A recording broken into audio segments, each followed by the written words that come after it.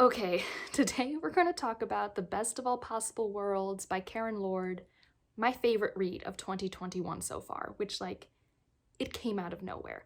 And I'm going to attempt to review it, which is so hard for me. I am so bad at reviewing books I love.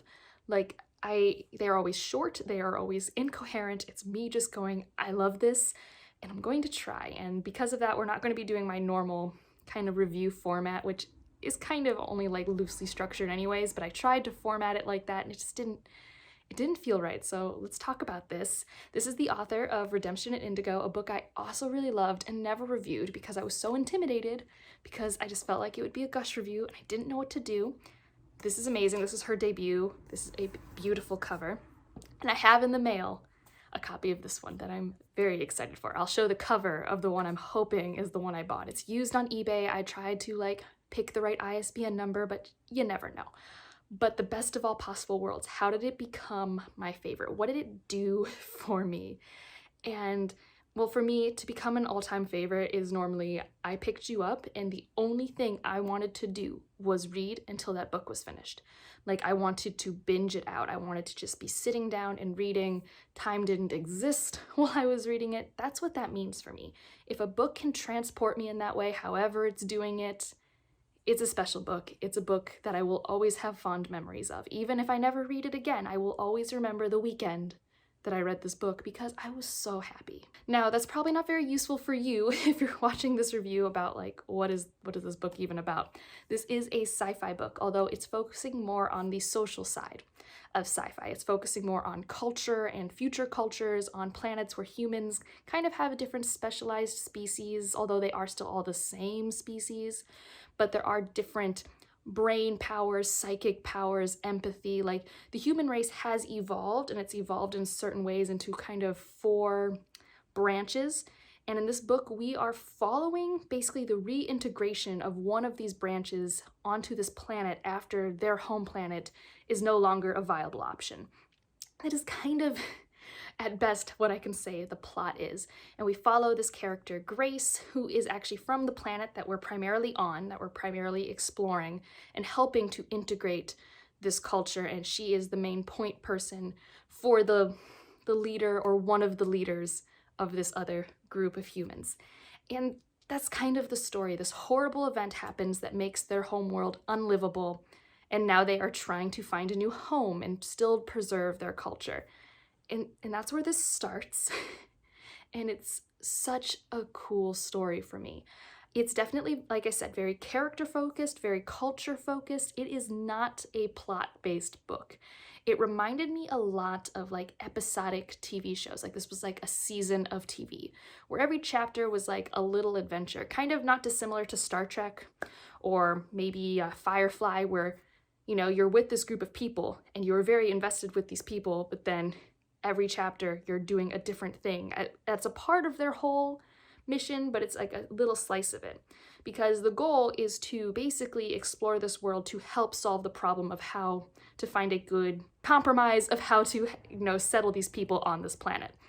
And so as we travel, we get to discover new cultures, new parts of the planet, and that's where all like the sci-fi and social sci-fi comes into it. But really, they're just great moments to watch these characters interact, and you like, just, I get really invested in a team of scientists when the character work was done this well for me. I was so connected to these people as we were traveling around this planet, especially Grace, and especially basically the leader of this other people. And I cannot say his name. I will put it on the screen. Karen Lord even does say like kind of how to pronounce it in the book, but it involves like a dialect that like my tongue is very bad at. But those 2 characters were my favorite, especially because you spend this whole book watching these 2 people work together, and they are culturally different, but they respect each other so much, and it's so great. Something that I have to say when I talk about a Karen Lord book is her authorial voice is amazing.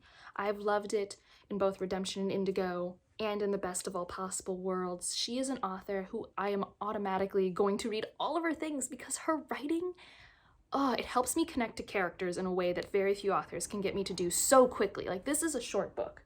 This is only 300 pages, And she gets me to connect with Grace within like 5 to 10 pages because she brings so much character to her. She's so vibrant, and it is first person perspective, which can go wrong. Like sometimes I don't like being that close. I don't like to be far away from my characters, but I sometimes don't want to be like in their head. And I loved being in Grace's head. She's so funny. I really liked her perspective on the world, and all of that comes from Karen Lord's character work and her authorial voice, which I find so unique. It's so sarcastic, it's so funny, at least in a way that I find funny. And she also used third person for one of the other characters, and I thought that was really well done and gave some really good insight to another part of the story. So really just, there's so many things that I just can't figure out why this hooked me so much. Like I said, the plot itself is very meandering. You are traveling this world to try and solve this problem. It's actually quite an optimistic sci-fi book. It's not very dramatic. There's not a lot of big tension, right? Like there's definitely moments of tension. There are parts of the story where I was on the edge of my seat because of something that was happening in a location. There are these character developments that you are invested in. Like I was so invested in watching this team and their interpersonal relationships across culture, across just different career paths, just watching a group of people live with each other for a year. And the way she brought that to the page was so amazing to me. And yes, it's science fiction, it's futuristic. I liked seeing this future. I liked following them on this planet that is futuristic, that's, you know, in some ways solved problems we've had, in other ways still having the same problems we had. The world building was great for me. I loved consuming it. And I do think that at the end of the day, something that I also just really loved was, I feel like I've said this 5 million different ways, but the interpersonal relationships of the character, friendship, romantic, like professional and otherwise. I was into all of them. So I don't really know if this is helpful for people. I can say that as I was reading this, the optimistic tone, the focus on culture and character work, the lack of overall plot and the episodic nature, this reminded me of a lot of the Becky Chamber works that I've read. It reminded me of A Long Way to a Small Angry Planet. It reminded me of To Be Taught It Fortunate, but with Karen Lord's authorial voice, which does just work better for me. I was more connected to these people. And I also do like A Long Way to a Small Angry Planet, but I do find that book a bit long. I remember reading it and being like, oh, this was cool, but is it over yet? Because I wasn't as connected and because it was like, I think a 400 to 450 page book. This is 300 pages. This was the perfect length to explore this type of story with the character stuff that I was focused on. When I finished it, I almost wanted there to be more, but also it felt perfect. Like, it's just perfectly paced for me for what the story is, what it's trying to do, and like I said, ended in 300 pages, and I felt so satisfied. I'd also say it reminded me a bit of Ursula K. Le Guin and how she focuses so much on culture in a lot of her science fiction works. I just feel like this book needs to be read more, especially in the sci-fi community, especially if you are a lover of Ursula K. Le Guin and Becky Chambers. It might not work for you as much as it did me. I feel like there is a huge thing with characters and authorial voice that make me love it. And I feel like those things are so subjective, so it's like, it's not a one-size-fits-all sort of thing, but those are the reasons I loved it. It didn't matter that it was slow-paced because I wanted to read every sentence, and I binged it out. I binged out this relatively slow-paced story.